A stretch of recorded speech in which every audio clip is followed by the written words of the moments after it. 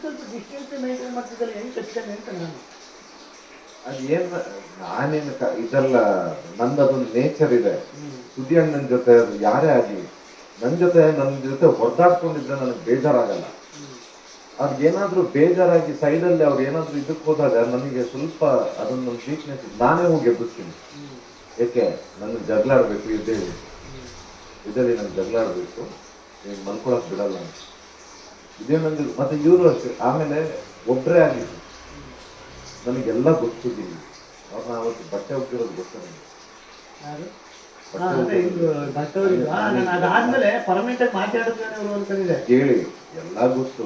ಆದ್ರೆ ಅವ್ರು ಬಂದು ಹೇಳ್ತಾ ಇರುತ್ತೆ ನಾನು ಬದಲಾಗ್ಬೇಕು, ಇದು ನನ್ನ ತಪ್ಪಾಗಿದೆ.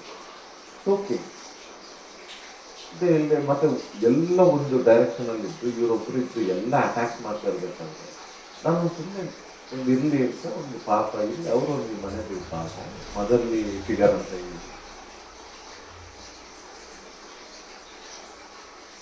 ಕೆಲವೆಲ್ಲ ಮಾಡಿದ್ ನನಗೆ ಬಹಳ ಆದ್ರೂ ಹೇಳ್ತಾ ಇರ್ಲಿಲ್ಲ. ಅದನ್ನ ಸುಂದರ ರೈಸ್ ಇಡ್ತೀನಿ.